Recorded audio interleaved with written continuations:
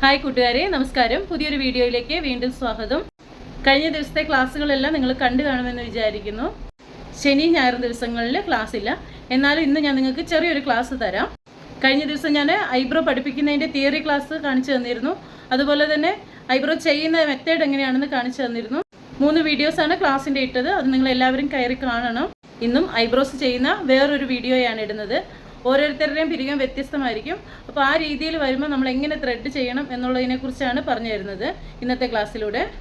ഞാൻ പറയുന്ന ക്ലാസ് നിങ്ങൾക്ക് മനസ്സിലാവുന്നില്ല, അല്ലെ എൻ്റെ സംസാരത്തിൻ്റെ രീതി നിങ്ങൾക്ക് മനസ്സിലാവുന്നില്ലെങ്കിൽ എന്നോടൊന്ന് പറയണം, ഞാനത് ക്ലിയർ ചെയ്യാം. ഓരോ വീഡിയോസും സ്കിപ്പ് ചെയ്യാതെ കറക്റ്റായിട്ട് കാണുക, പറയുന്ന കാര്യങ്ങൾ നോട്ട് ചെയ്ത് വെക്കുക. എന്തെങ്കിലും ഡൗട്ട് ഉണ്ടെങ്കിൽ എന്നോട് ചോദിക്കാൻ ഞാൻ പറഞ്ഞുതരാം കേട്ടോ. എല്ലാ ക്ലാസ്സുകളും നിങ്ങൾ കറക്റ്റായിട്ട് കണ്ട് മനസ്സിലാക്കി പഠിക്കാൻ നോക്കുക. ഇനി നമുക്ക് ക്ലാസ്സിലേക്ക് പോകാം. കൂട്ടുകാരെ, നിങ്ങൾക്ക് ഈ വീഡിയോയിലേക്ക് ചില കാര്യങ്ങൾ ശ്രദ്ധിച്ചു നോക്കിയാൽ മനസ്സിലാകും. ഞാൻ ത്രെഡ് ചെയ്യാൻ പോകുന്ന കസ്റ്റമറുടെ പുരികം നിങ്ങളൊന്ന് ശ്രദ്ധിക്കുക. കസ്റ്റമറുടെ വലതുവശത്തെ പുരികത്തിലാണ് ഞാൻ ആദ്യം പൗഡർ അപ്ലൈ ചെയ്തത്. ആ പുരികത്തിൻ്റെ സ്റ്റാർട്ടിങ്ങിൽ ഒട്ടും ഹെയർ ഇല്ല, അതിൻ്റെ മുകൾ ഭാഗത്തേക്ക് മാത്രമാണ് ഹെയർ ഉള്ളത്. അങ്ങനെ ഒരു കസ്റ്റമറെ നിങ്ങൾക്ക് കിട്ടിയാൽ നിങ്ങൾ ആ കസ്റ്റമർക്ക് എങ്ങനെയാണ് ത്രെഡ് ചെയ്യേണ്ടത് എന്ന് ആദ്യം നിങ്ങളുടെ മനസ്സിലൊരു ഐഡിയ ക്രിയേറ്റ് ചെയ്യുക. എന്നതിന് ശേഷം അത് നിങ്ങൾ പുരികത്തിലേക്ക് അപ്ലൈ ചെയ്യുക. അതുപോലെ തന്നെ നിങ്ങൾ കസ്റ്റമറുടെ ഇടത് സൈഡിലെ പുരികവും എങ്ങനെയാണെന്ന് ശ്രദ്ധിച്ചു നോക്കണം. വലതുവശത്തെ പുരികത്തിൻ്റെ സെൻറ്റർ ഭാഗം നിങ്ങൾ നോക്കുക. സെൻറ്റർ ഭാഗത്തുനിന്ന് അതിൻ്റെ സൈഡിലേക്ക് വരുന്ന പോർഷനിൽ ഒട്ടും ഹെയർ ഇല്ല. അപ്പോൾ നമ്മൾ ഈ പുരികം എങ്ങനെ ഷേപ്പ് ചെയ്യുമെന്ന് നോക്കാം. നിങ്ങൾ വളരെ ശ്രദ്ധയോടെ നോക്കണം. ഞാൻ നൂല് ഏത് ഭാഗത്താണ് വെക്കുന്നത് എന്ന് കറക്റ്റായി നോക്കുക. ഞാൻ നൂല് പുരികത്തിൻ്റെ സ്റ്റാർട്ടിങ്ങിൽ വെച്ചില്ല. സ്റ്റാർട്ടിങ് തുടങ്ങുന്നതിൻ്റെ ഏറ്റവും താഴെ ഭാഗത്ത് പുരികത്തെ മുട്ടാതെയാണ് ഞാൻ വെച്ചത്. എന്നിട്ട് നൂല് പോകുന്ന ഭാഗം നിങ്ങളൊന്ന് ശ്രദ്ധിക്കുക. എൻ്റെ ലക്ഷ്യം സ്റ്റാർട്ടിങ്ങിലല്ല, സ്റ്റാർട്ടിങ് വിട്ട് സ്വല്പം മാറിയിട്ടാണ് ഞാൻ പുരികം എടുക്കാൻ ശ്രമിക്കുന്നത്. നിങ്ങൾക്ക് ശ്രദ്ധിച്ച് നോക്കിയാൽ മനസ്സിലാകും. ഞാൻ എടുക്കുന്നത് നോക്കുമ്പോൾ നൂലിലെ ഏത് ഭാഗത്ത് നിന്നാണ് ഹെയർ കയറുന്നത് എന്ന് നോക്കണം. എൻ്റെ നൂല് പോകുന്നത് എങ്ങനെയാണെന്ന് നോക്കുക. ഇപ്പോൾ നിങ്ങൾക്ക് ഏകദേശം മനസ്സിലായി കാണും സ്റ്റാർട്ടിംഗ് ഭാഗം എങ്ങനെയുണ്ടെന്ന്.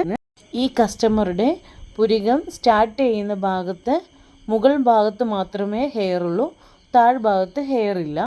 അന്നേരം നമ്മൾ സ്റ്റാർട്ടിങ് എടുത്തു കഴിഞ്ഞാൽ ബാക്കി പാർട്ടും കൂടെ തിന്നായി പോകും. അതുകൊണ്ടാണ് ഞാൻ സ്റ്റാർട്ടിങ്ങിൽ നിന്ന് അല്പം വിട്ടിട്ട് താഴെ ഭാഗത്തോട്ട് ഹെയർ വരുന്നിടത്ത് ഒരു ലൈൻ ക്രിയേറ്റ് ചെയ്തത്. കൂട്ടുകാരെ, നിങ്ങൾ നന്നായിട്ടൊന്നുകൂടി ശ്രദ്ധിക്കണം. ആദ്യത്തെ ഒരു പാർട്ട് ഞാൻ ത്രെഡ് ചെയ്ത് കഴിഞ്ഞു. ഫസ്റ്റ് ഭാഗം ഞാനൊന്ന് എടുത്തു കഴിഞ്ഞു. വീണ്ടും ഞാൻ ഒന്നുകൂടി താഴെ ഭാഗം ക്ലിയർ ചെയ്യാൻ നോക്കുകയാണ്. അന്നേരം ആ ഭാഗം വീണ്ടും ഷേപ്പായി വരികയാണ്. ഇപ്പോൾ നിങ്ങൾക്ക് നോക്കിയാൽ മനസ്സിലാകും താഴെ ഭാഗം നല്ല രീതിയിൽ ഷേപ്പായിട്ടുണ്ട്. കഴിഞ്ഞ തിയറി ക്ലാസ്സിൽ ഞാൻ നിങ്ങളോട് പറഞ്ഞിരുന്നു, നൂല് കസ്റ്റമറുടെ മുഖത്തോട്ട് നമ്മൾ പിടിക്കുമ്പോൾ എത്ര ഗ്യാപ്പ് വേണമെന്ന്. നിങ്ങൾക്ക് ഇതിനകത്ത് നോക്കിയാൽ മനസ്സിലാകും. ഞാൻ കസ്റ്റമറെ ടച്ച് ചെയ്യുന്നില്ല, ഒരുപാട് ഗ്യാപ്പ് ഇട്ടിട്ടാണ് പിടിക്കുന്നത്. പുരികത്തിൻ്റെ മുകൾ ഭാഗത്ത് എൻഡിലേക്ക് വരുമ്പോൾ വളരെയധികം ശ്രദ്ധിക്കണം. അവിടെ സ്കിന്ന് ലൂസായി കിടക്കുന്ന ഒരു ഭാഗമാണ്. അവിടെ വരുമ്പോൾ കട്ടാകുവാൻ ചാൻസ് ഉണ്ട്. അങ്ങനെ വന്നിരുന്നാൽ കസ്റ്റമറെ കൊണ്ട് നിങ്ങൾ നിർബന്ധമായിട്ട് ഫോർഹെഡിൻ്റെ അവിടെ വലിച്ചു പിടിപ്പിക്കണം.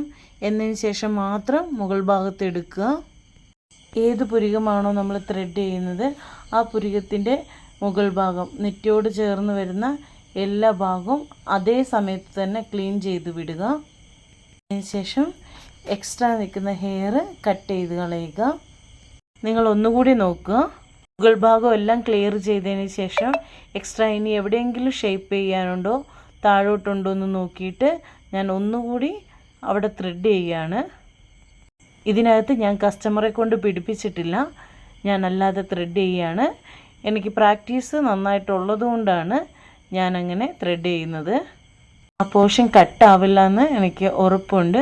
അതുകൊണ്ടാണ് ഞാൻ അങ്ങനെ ചെയ്യുന്നത്. നിങ്ങളൊരു കാരണവശാൽ അങ്ങനെ ചെയ്യരുത് കേട്ടോ. വീണ്ടും നോക്കുക, ഞാൻ ഇടത്തെ സൈഡിലെ പുരുകമാണ് എടുക്കുന്നത്.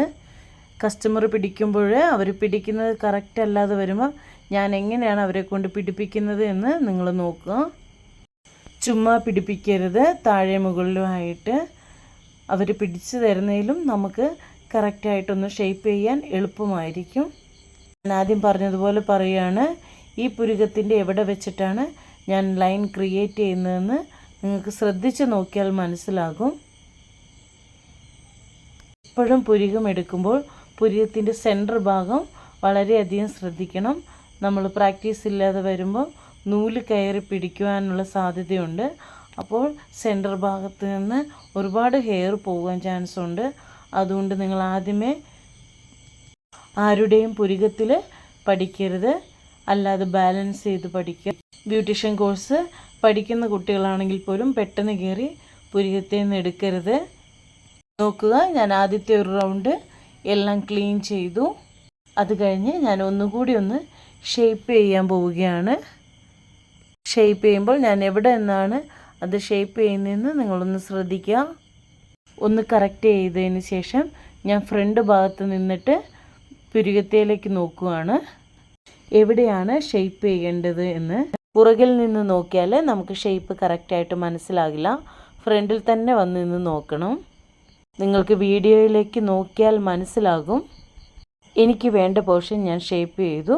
എന്നതിന് ശേഷം മുകൾ ഭാഗത്തേക്ക് ഷേപ്പ് ചെയ്യാൻ നോക്കുകയാണ്. താഴെ എനിക്ക് കറക്റ്റായിട്ട് കിട്ടി. കൂട്ടുകാരെ, ഞാൻ നിങ്ങൾക്ക് ഓരോ വീഡിയോസും പറഞ്ഞു തരുന്നത് എൻ്റെ അനുഭവത്തിൽ നിന്നാണ്. ഞാൻ ത്രെഡ് ചെയ്യാൻ പഠിക്കുന്ന സമയത്ത് ഞങ്ങൾക്ക് നൂലൊന്ന് ചുറ്റാൻ മാത്രമേ കാണിച്ചു തന്നിട്ടുള്ളൂ. ഒറ്റ ഒരു തവണ ഒരു ക്ലയൻറ്റിനെ വെച്ച് കാണിച്ചു തന്നു. അത് വളരെ ദൂരെ വെച്ചാണ് കാണുന്നത്. അത് കഴിഞ്ഞ് തന്നെ നൂല് വെച്ച് ഞാൻ എപ്പോഴും മരത്തേലോ അല്ലെങ്കിൽ ചിരട്ടയിലോ ചെയറിലോ നൂലിട്ട് എപ്പോഴും വലിക്കുമായിരുന്നു. അങ്ങനെയാണ് ഞാൻ നൂല് തന്നെ എൻ്റെ കയ്യിലൊന്ന് ബാലൻസ് ചെയ്യാൻ പഠിച്ചത്. അത് കഴിഞ്ഞതിന് ശേഷം ഞാൻ എൻ്റെ കാലിലെ ഹെയർ എടുത്ത് പഠിക്കുകയായിരുന്നു ചെയ്തത്. പിന്നെയാണ് കസ്റ്റമറുടെ ഫോർഹെഡ് ത്രെഡ് ചെയ്ത് കൊടുക്കുന്നത്. അങ്ങനെ ഞാൻ എൻ്റെ പേടി മാറ്റിയതിന് ശേഷമാണ് പുരികം ത്രെഡ് ചെയ്യാൻ തുടങ്ങിയത്. പുരികം ത്രെഡ് ചെയ്യുന്ന സമയത്തും ഞങ്ങളുടെ ഓണർ ഞങ്ങൾക്ക് ഇങ്ങനെയൊന്നും പറഞ്ഞു തരത്തില്ലായിരുന്നു. ഞാനൊരു 6 മാസത്തിന് ശേഷമാണ് ത്രെഡ് ചെയ്തത്. അത് കഴിഞ്ഞ് എൻ്റെ അനുഭവത്തിലൂടെയാണ് ഞാൻ ഓരോന്നും പഠിച്ചെടുത്തത്. എന്നാൽ ഞാൻ നിങ്ങൾക്ക് ഒന്നും ഹൈഡ് ചെയ്ത് വെക്കാതെയാണ് എല്ലാ കാര്യങ്ങളും പറഞ്ഞു തന്നത്. നമ്മുടെ ഓരോ അനുഭവങ്ങളാണ് നമ്മുടെ അറിവ് വളരുവാനിടയാക്കുന്നത്. അതുകൊണ്ട് തന്നെ ഞാൻ നിങ്ങൾക്ക് പറഞ്ഞു തരുന്ന കാര്യങ്ങൾ നിങ്ങൾ നന്നായിട്ട് പഠിക്കാൻ വേണ്ടി ശ്രമിക്കുക. ഇനിയും തുടർന്ന് ക്ലാസ്സുകൾ വരുന്നതായിരിക്കും. 40 ദിവസത്തെ ക്ലാസ്സിലെ കുറച്ച് ബേസിക് ആയിട്ടുള്ള കുറച്ച് കാര്യങ്ങൾ മാത്രമാണ് ഞാൻ നിങ്ങൾക്ക് പറഞ്ഞു തരുന്നത്. നിങ്ങൾ തുടർന്ന് വീണ്ടും കാണുക.